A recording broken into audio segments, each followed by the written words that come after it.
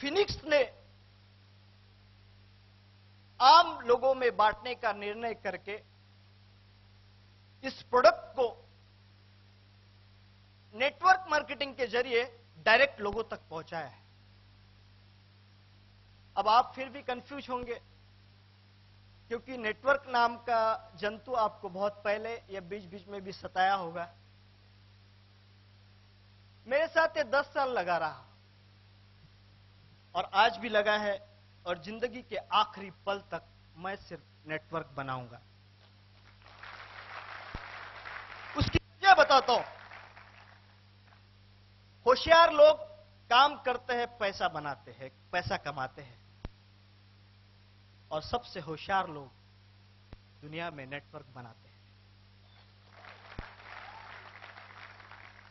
धीरू भाई चले गए, लेकिन ऐसा नेटवर्क बनाया कि अगर दोनों बेटों की संपत्ति को एक साथ मिलाया जाए तो सारी दुनिया में अब उनका कोई स्थान ही नहीं है।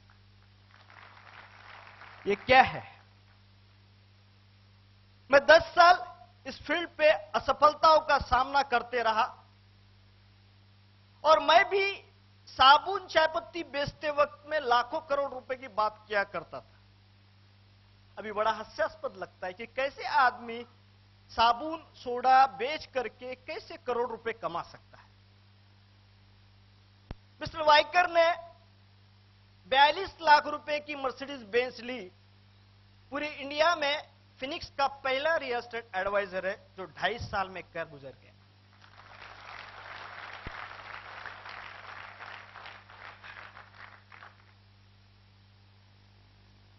मैं बहुत पैसे को तरसा हूं।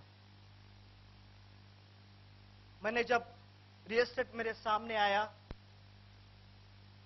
तो कैलकुलेशन मेरे सामने आया। करोड़ का धंधा करके लाख रुपया बनाया जा सकता है कि नहीं? और अरबों का धंधा करके करोड़ रुपए बनाया जा सकता है कि नहीं? पर मुझे यह समझ में नहीं आता कि लाख रुपए का बिजनेस करके कैसे करोड़ रुपए कमाया जा सकता है। जो हुआ अच्छा हुआ, क्योंकि अगर वो नहीं होता तो फिनिक्स का ये इतिहास नए पन्ने के साथ नहीं लिखा जाता।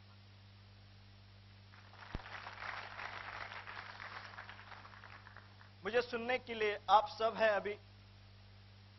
कभी 3 साल के पहले, क्योंकि मैं 10 साल तक के असफलताओं का सामना करके आ चुका था, मुझे वो मेरे फाइनल ईयर का इंजीनियरिंग का पेपर आज भी याद है कि जब मैंने उसको क्रॉस किया था और मेरे लेक्चरर ने मेरे तरफ देखा था, कहा था, आर यू स्टूपिड? मैं उनके तरफ देख रहा था। मैं डिप्लोमा कर रहा था, वो बीई करके आए हुए थे, और मैं देख रहा था कि उन्होंने अपने 150 रुपए के शर्ट को पिछले 4 दिन से नहीं बदला। मैंने कहा, यस आई एम स्टूपिड,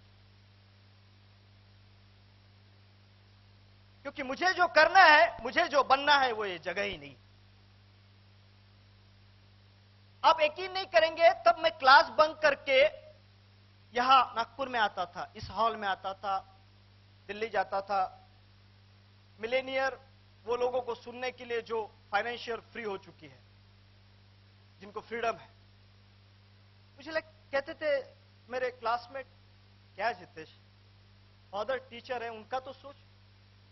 अरे पगले, पढ़ लिख लाएगा तो इंजीनियर बनेगा, इंजीनियर बनने के बाद क्या करना है वो कर लेना। पर वो ये नहीं जानते, वो जो मुझे सिखाना चाहते थे और मैं जो सीख रहा था, इसके बीच की दूरी ये है दोस्तों कि आज हिंगना एमआईडीसी, बुटीबुरी एमआईडीसी में वो 15,000 की नौकरी करते हैं, और मेरे यहां पर 15,000 कमाने वाले 50 लोग काम करते हैं। This is the real education. अब तक आप किसी भी पन्ने को उल्टिए, मुझे कभी भी समझ में नहीं आया कि बायोलॉजी का, मैं मैथ स्टूडेंट था, तो बायोलॉजी में एक फ्रॉग का डिसेक्शन करना होता है, पता है ना आपको? मुझे अब तक समझ में नहीं आया कि वो मेरे कब जिंदगी में काम में आया। आप क्या आएंगे उसको चिड़पाड़ करके फिर से सील लिया हम लोगों ने। अब तक काम में आया नहीं। मुझे यह अब तक समझ में नहीं आया कि शिवाजी की तलवार उस वक्त निकली थी, वो तो ठीक है, मेरा नॉलेज वहां तक ठीक है, लेकिन अब तक मेरे कोई काम में नहीं आया।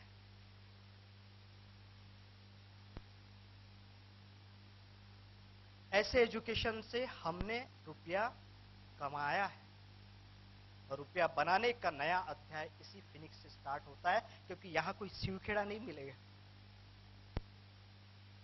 ये मर्सिडीज बेंच 42 लाख रुपए की पेट्रोल गाड़ी है, कई बार हार्ट अटैक आ जाता है आम आदमी का, 4 का एवरेज है। अब इधर मत देख, इधर ही बहुत बड़े बड़े खतरनाक लोग हैं, और सोचने के लिए और लेने के लिए ज्यादा टाइम नहीं लगा। पैसा हमने जो जिया, हमको अब प्रैक्टिकल वे में आना पड़ेगा। मैं जब कहता था 3 साल 3.5 साल के पहले, तो 4 लोगों में से एक आदमी बचता था, 3 भाग जाते थे। इसके हालात ठीक नहीं है, बराबर नहीं है, यह आदमी बस हवा में बोलते रहता है। एक मिल जाता तो उसको पकड़ लेता था, थोड़ी देर के बाद वो भी बोलता था यार जितेश काम निकल आया मेरे को, तो कहीं जाना है। अभी सब बहुत लोगों को बुलाया यहां पर, अभी कल फॉलोअप लेंगे जो नहीं आया उसका। अरे क्या था, पानी आ रहा था इसलिए नहीं आ पाया, भीग जाता ना। बरसात में पानी आना कोई अलग बात है क्या? ये पानी अपना काम कर रहा है, हम अपना काम कर रहे हैं।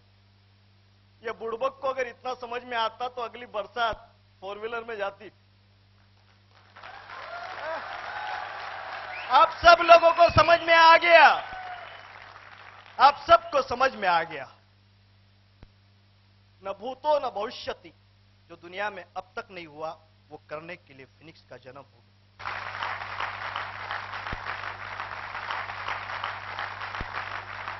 इतना तरसा हूं पैसे के लिए कि यहां इस शहर में आने के बाद भी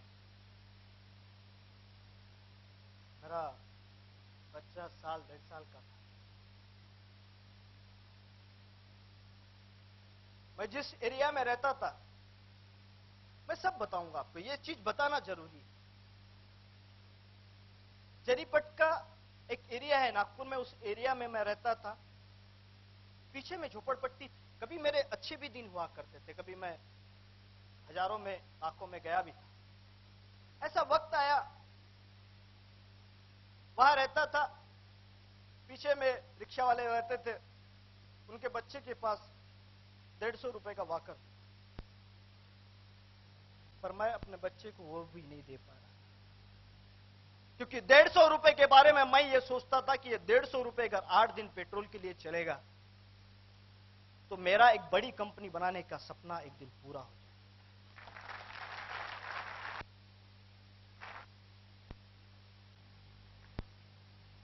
आपको सलाम, आप बढ़ जाए तो उसको ज्यादा सलाम।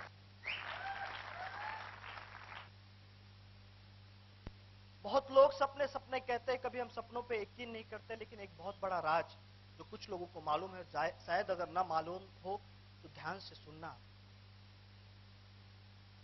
इस नागपुर आने के पहले, नागपुर से रियल एस्टेट में जुड़ने की वजह से मैं तुमसर के छोटे से एरिया से अप डाउन किया करता था। रात को लास्ट लोकल ट्रेन हुआ करती थी, उससे जाता था मैं। इतना करोड़ों रुपए का जो ऑफिस खड़ा है ना, इसके सामने से पैदल भी गया हूं। जाता था रात को 11 साढ़े 11 था। उस वक्त मिसेस प्रेग्नेंट, उसकी हमेशा की आदत थी कि वो पानी ला करके देती थी। एक दिन मैं आया, पानी का गिलास हाथ में दिया मेरे, मैं बेड पे बैठा हुआ था।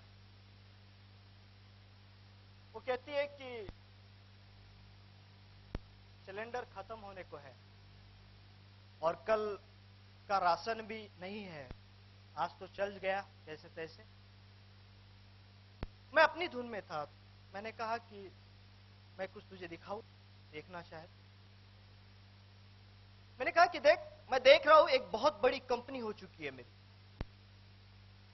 मैंने एक गाड़ी ली, उस गाड़ी में, वो गाड़ी लेने के बाद मैं घर को आया। घर पे आने के बाद मैंने अपने बच्चे को बैठाला, तुझे बैठाला, और हम लोग उस गाड़ी में बैठकर आगे निकले। हम नागपुर में हैं उस वक्त, हम लोग आगे निकले। बच्चे ने मेरा हाथ झटका, मेरे पास था बच्चा, वो सीट पे खड़ा हो गया पीछे के। जो ग्लास होता है, उस ग्लास से वो देख रहा है ट्रैफिक को। चूंकि वो छोटा है तो मैंने एक हाथ फिर भी पकड़ा हुआ था उसका। वो ट्रैफिक को देखकर हाथ हिला रहा है।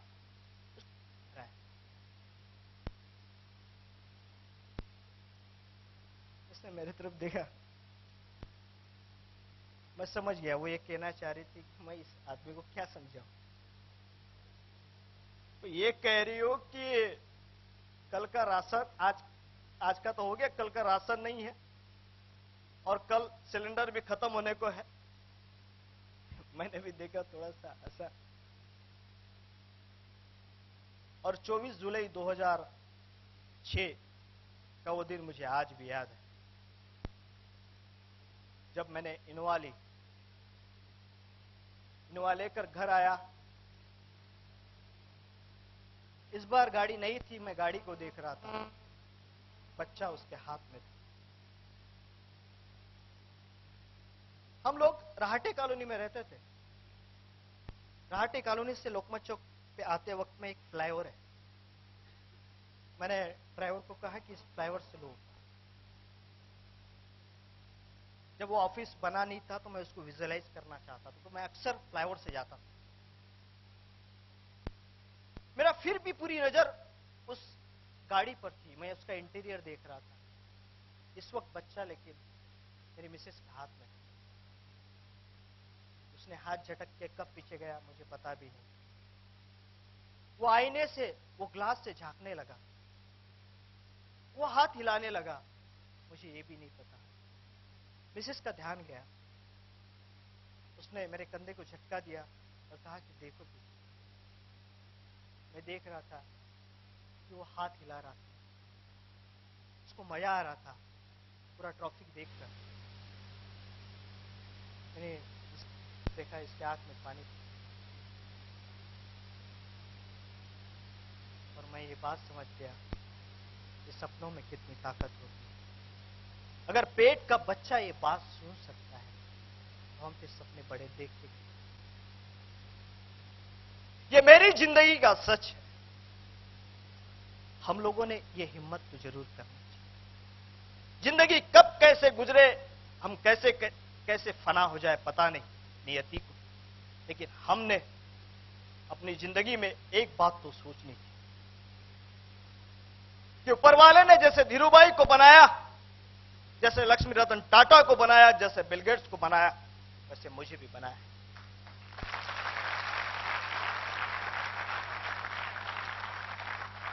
किसी ने कहा है कि आदमी का जन्म लेने को 60,000 योनियों का हमारा उपकार ऊपर वाले, तब जाके आदमी की जन्म में डाला। तो वो इतने गरीब क्यों और कुछ अमीर क्यों, यह सवाल मुझे हमेशा सताता है।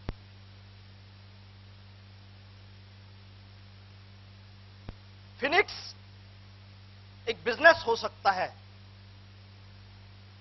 लेकिन मेरे लिए फिनिक्स एक मिशन है। आम आदमी को, हिम्मत करने वाले को और बड़ा सपना देखने वाले को उसकी मंजिल तक पहुंचा के देना। 1, 2, 4 नहीं, पूरी 7 पुश्तें खत्म हो जाए, लेकिन पैसा खत्म नहीं होना चाहिए। क्योंकि पैसा बनाया जरूर आदमी ने है, लेकिन ये आजकल आदमी को चलाता है। कितनी दुखद बात। बनाया आदमी नहीं अपनी सहूलियत के लिए, लेकिन अब हम उसके चरण छूते।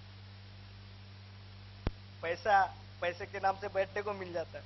जितेश नशीन, अरे भैया आओ बैठो, और कभी उसी के दर पे मैं आधा घंटा खड़ा रहता था, उसको याद नहीं रहती थी कि बैठा, अरे क्या रहने देना, अभी दिमाग चाटेगा फिर। इसीलिए हम सबको पैसा कमाना पड़े। शिक्षा के बारे में फिनिक्स की 21st फिनिक्स सपोर्ट सिस्टम की है यूनिवर्सिटी। शिवखेड़ा खड़े नहीं करेगी, लेकिन देवानंद वायकर, ओमकार कासरे, इंद्र कुमार भगत जैसे ऐसे लोग खड़े करेगी जो लाखों रुपया बोलने के पहले कमा ले।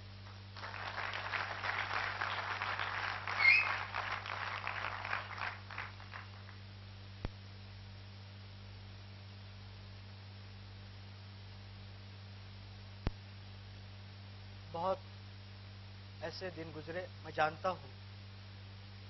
आपको लगता होगा 8-10 लाख बहुत ज्यादा है, 15-20 लाख 25 लाख बहुत ज्यादा है, लेकिन कब एक झटके में चले जाएगा इसका भी कोई भरोसा नहीं।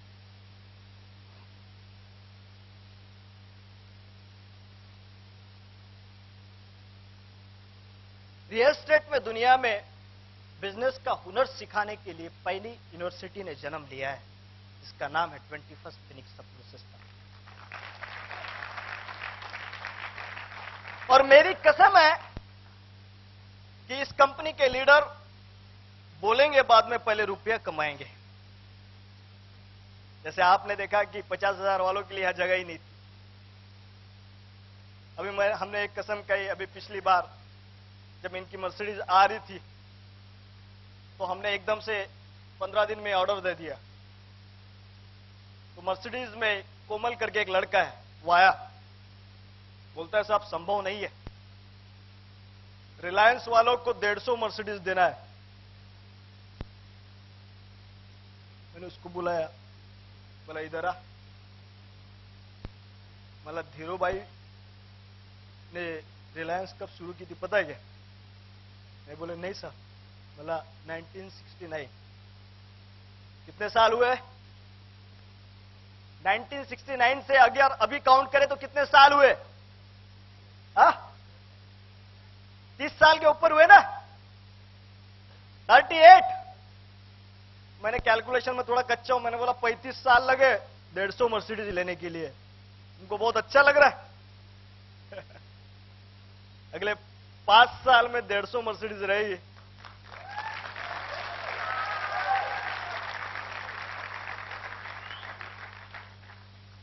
फर्क ये रहेगा कि हमारा आदमी साहब को पूछ के नहीं चलाएगा गाड़ी।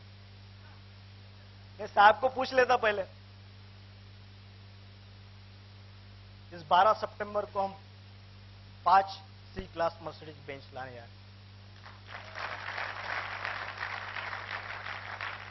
100 करोड़ का टर्नओवर का टारगेट था, सेल का टारगेट था। 70-75% हमने कंप्लीट किया।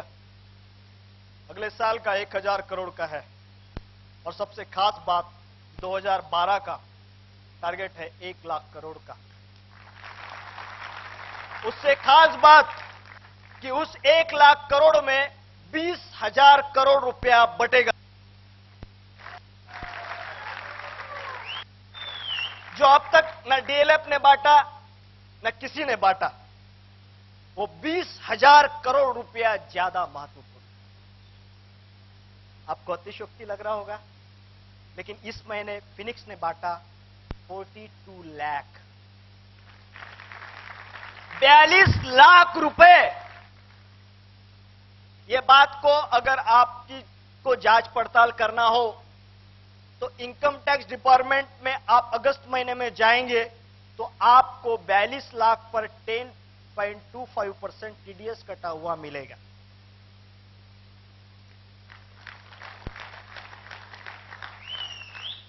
और कंपनी का प्रॉफिट अगर मैं कहूं तो ज्यादा से ज्यादा 8-10 लाख से ज्यादा नहीं होगा। आप बहुत बुद्धिमान हैं ये कैलकुलेशन लेकर के पूरे मार्केट में घूमना कि ऐसी कौन सी कंपनी है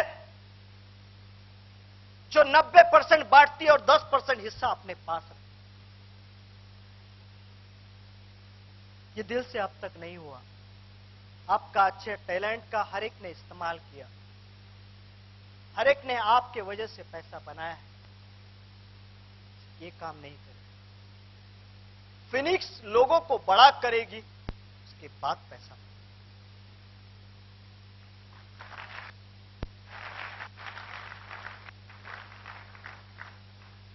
लेकिन अगर आप जिस महीने 6 महीने में 19 लाख बना लिया, वो भी आया है। रियल एस्टेट में काम करने का मतलब है संपत्ति के साथ जुड़ना, और इसके साथ जुड़ने का मतलब है कम से कम करोड़ का टारगेट लेकर आना। तो मैं ये कहूंगा नए लोगों से कि जब आओ तो 5 साल के लिए कम से कम आना,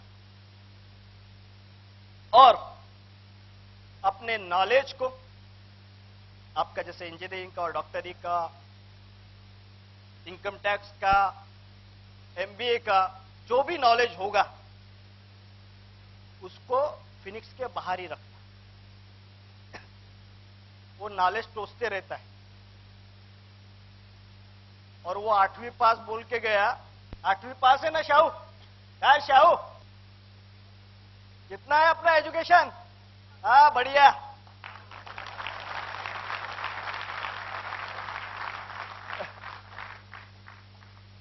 किसी ने कहा है ना कि लक्ष्मी और सरस्वती साथ साथ में नहीं रहती, वो सच है एकदम। अगर इसका सर्वे करना हो तो एक सर्वे का काम मिल जाएगा आपको। आप नागपुर में जितने भी खरबपति लोग हैं सबकी लिस्ट करो, मालूम करो, पता चलेगा उसके यहां पर नौकरी करने वाला एमटेक है, और साहब को क्वालिफिकेशन 10वीं कर लिया था बेटा उस जमाने में, बहुत हो गया। वो भी कैसे कैसे, वो बूढ़ा अंकल को पूछो तो बोलते इधर आ, कैसे कैसे किया मेरे को मालूम, पेपर सुधारने गया, क्या क्या किया। ईक्यू और आईक्यू का फर्क है। यह फर्क भी आपको 21st फिनिक्स सपोर्ट सिस्टम में ईक्यू और आईक्यू का अंतर क्या होता है ये समझने में। रुपया बनाने के लिए जो सीखना पड़ता है, वो सीखने की अगर 5 साल तक के आप में जिज्ञासा होगी, अगर आपको सीखना होगा वाकई, तो आप आइए, वरना देखते रहिए इस बात को कि क्या होने वाला है। और मुझे पता है, क्योंकि पानी तो बाहर आ रहा था, लेकिन आप सब लोग उतने टाइम से यहां बैठे हुए, आप सब लोगों के अंदर ये बात तो जरूर है। ये शिक्षा प्रैक्टिकल तौर पे वो लखपति और करोड़पति लोग देंगे जो इस फिनिक्स में पैसा बना, और फिर दुनिया में आपका कोई भी सानी नहीं। 12 सितंबर 2008 को हम एक नया अध्याय फिनिक्स में जोड़ने जा रहे हैं, फिनिक्स एग्रो। ऐसा एक एग्रीकल्चर का प्रोजेक्ट जो अब तक मैंने तो दुनिया में नहीं सीखा, ना दुनिया में जाना। ऐसा मैंने जब लोगों से बात की तो उनका कहना था कि ये कंप्लीट जो साइकिल है, ये प्रोसेस में काम नहीं। 2012 जब हम 1 लाख करोड़ में, तो हम एविएशन इंडस्ट्रीज में कदम रखने जा रहे हैं।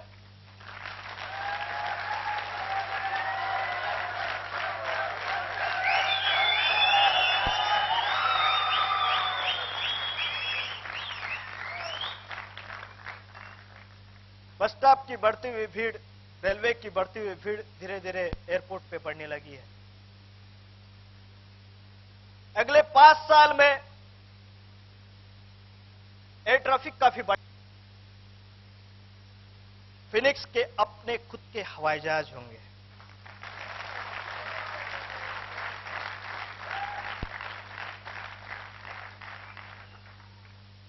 मेरे लोगों के पर्सनल होंगे, किराए पे देंगे ये लोग,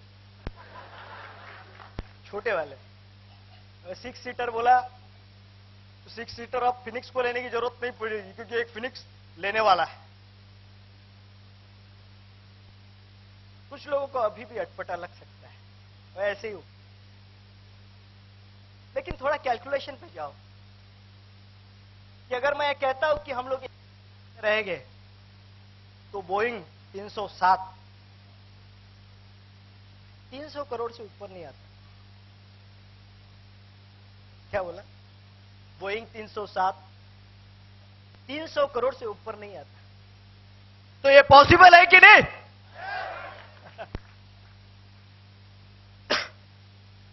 हम एक कर गुजरेंगे, आप सबके साथ ये कर गुजरेंगे अगर आप साथ में आते हैं।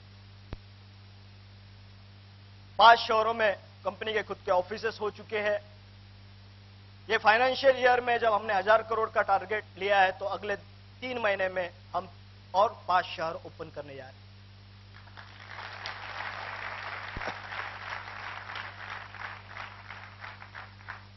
नागपुर में तो हमको 3 साल होने को आए, लेकिन हमने 15 अप्रैल को रायपुर में जो प्रोजेक्ट लॉन्च किया, वो प्रोजेक्ट था 12 करोड़ के आसपास का, और अभी 80% खत्म हो चुका है। वहां का टारगेट था 100 करोड़ का। ये सब जवानों की मदद की वजह से, इनकी ताकत की वजह से। छत्तीसगढ़ वालों के लिए एक बार जोरदार तालियां हो जाए।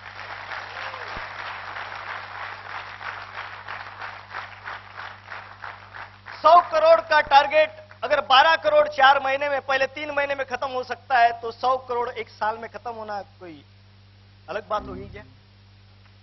लेकिन उस 100 करोड़ में 20 करोड़ बटेगा छत्तीसगढ़ वासियों में।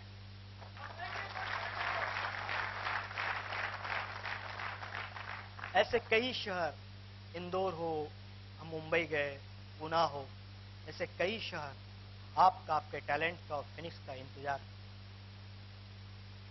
आगे आना पड़ेगा। अपने हालात को बदलने के लिए हमको आगे आना पड़ेगा। अब तक क्या हुआ ये भूल जाना, अपनी पीढ़ियों में क्या हुआ ये भूल जाना।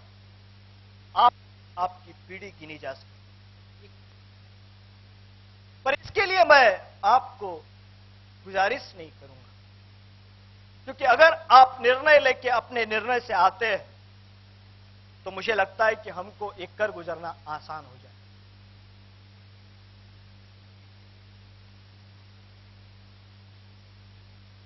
मैंने जो कहा उस पर 2 चीजें हो सकती हैं, आप यकीन करें या इंतजार करें। मैं अक्सर कहता हूं कि यकीन करें तो क्या खतरा है।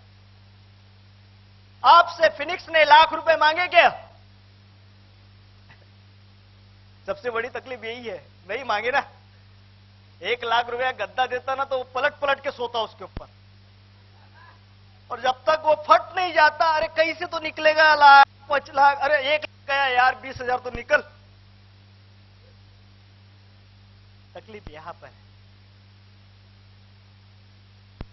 आज जब आपके पास प्रोजेक्ट आता है, हमारे फिनिक्स के पास, लोगों के पास जब प्रोजेक्ट आता है, तो एक 3 रुपए 4 रुपए का मैप नहीं होता। वो 10 करोड़ 20 करोड़ 40 करोड़ का एक प्रोडक्ट होता है, जिसकी दुकान को लेकर आप मात्र 1000 2000 रुपए में घूमते हैं। क्या ये बड़ा काम नहीं है? कितने लोग नागपुर हैं? नागपुर से कितने लोग हैं? धनतुली में अगर 40 करोड़ रुपए की दुकान डालनी है, आप में से किसकी हिम्मत है? धनतौली में 40 करोड़ रुपए की दुकान डालनी है, आप में से किसके पास हिम्मत है? रुपया है 40 करोड़? नहीं है।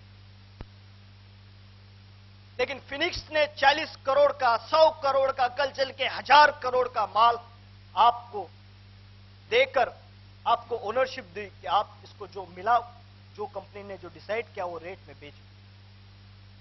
क्या किसी ने फिनिक्स के एडवाइजर ने फोन करके पूछा, साहब क्या रेट में बेचूं? है क्या कोई ऐसा कहने वाला?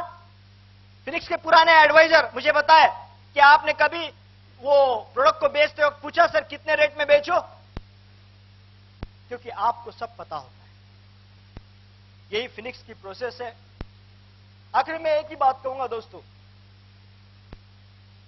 कि ये शिक्षा आपको जो मिलेगी, मुझे इतना पता है कि आप अपनी मां का घर नहीं बेचेंगे। इस शिक्षा को लेने के लिए 2000 में, क्योंकि मैं एक टीचर का लड़का था, गांव में फादर सर्विस करते थे, मां शहर से थी पर उस गांव में ढल गई। मिट्टी का एक घर बनाया था। उसको ब्लड कैंसर हो गया, वो गुजर गई। क्योंकि मुझे सीखने के लिए 1000, 2000, 5000 उस समय लगते थे ट्रेनिंग अटेंड करने के लिए, तो मैं इंजीनियरिंग की फीस भी सब डाल देता था, कर्जा हो गया। लेकिन मैंने सीखने की धुन को कम नहीं किया, क्योंकि मुझे पता था शिक्षा कोई भी हो, यह पैसा बनाने की शिक्षा मेरे इतिहास को बदल के रख सकती। आखिर एक वक्त आया, 1 मिनट के लिए भी नहीं सोचा कि मां क्या सोचेगी। 60,000 रुपए में एक छोटा सा गांव है, यहां से 150 किलोमीटर पे, तो 60,000 रुपए में वो घर बेच दूंगा। मैं सबके लिए, सबका सोचना यह था कि लड़के ने फादर को बर्बाद कर दिया। पर सच कहूं तो मैं वही शिक्षा ले रहा था। अगर वो शिक्षा नहीं लेता तो मेरी 7 पीढ़ियों में जो नहीं हुआ वो नहीं कर पाता। आपको शिक्षा लेने की इतनी बड़ी कीमत चुकता नहीं करनी पड़ेगी। आप ये बात हमेशा ध्यान रखें। ये शिक्षा जो आप तक आई और आप तक जो पहुंचाएंगे, ये कोई कबाड़ी वाला नहीं पहुंचाने वाला है, ये बात भी ध्यान रखें।